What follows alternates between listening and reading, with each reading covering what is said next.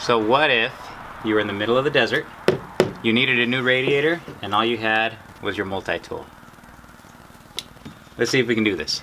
That green valve you quickly saw, that's how you drain the radiator. No tools, you can do it by hand. And then you have 3 bolts that are up front on the fan shroud. Now after that, undo the clip that's holding the air conditioning lines in place. Undo the 2 hose clamps for the air intake. And then you can also use your pliers to undo the upper radiator hose and then the lower radiator hose as well. Now here I am still fighting those 4 fan shroud bolts. The ones up front were easy, but the other 4 are difficult. Not that taking them out is hard, it's just getting them started. So what I did was took some oil off the dipstick and I lubricated the threads on the back side of the bolt, and that helped them come free once I broke them loose. Here I'm fighting the radiator underneath the vehicle. It's been installed for 20 years. The truck's a 98, so I just had to use a little persuasion to break the brackets out of the rubber dampeners.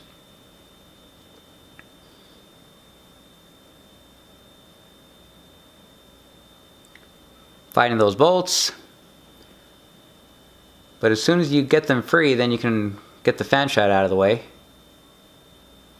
Of course it would have been much easier if I just grabbed a 10mm wrench or a socket. I'd have this thing done in no time, but you know, where's the fun in that? There we go. There it is. We got it out. Oh! Still got some fluid in there.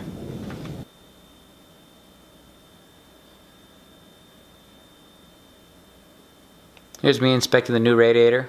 Right about now I'm realizing that we have a problem. So here's the problem. The new radiator comes with some transmission coolant ports. And it has these brass fittings to lead the lines into the radiator, but my old radiator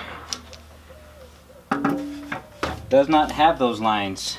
See, it's just solid plastic. So I could go back and replace the radiator, or I could modify these brass fittings to plug these things off. And that's what we're going to do. We got a couple copper pennies here. Here I'm just making the surface flat so that it mates perfectly against the brass fitting. I'm also roughing it up at the same time. I put some flux down. Now I'm using some solder, just going all the way around, making sure that it's not going to leak. Alright, I got the fittings all soldered up, thanks to Abraham Lincoln.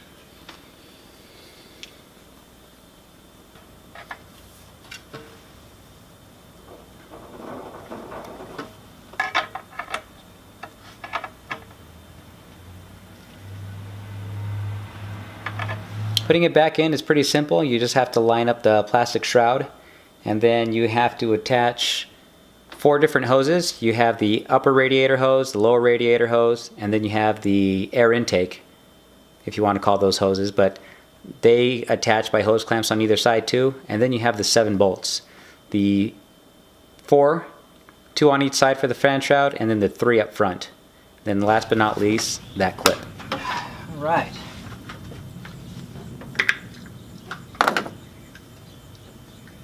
Now all we have to do is fill this thing up, check it for leaks, and we're done. I love that. Alright, everything's looking good under there. No leaks. Here's that fitting, holding tight.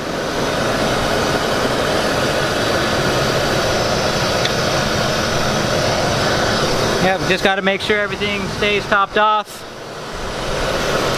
If you're wondering what kind of multi-tool I use, it was a Leatherman rebar. Thanks for watching.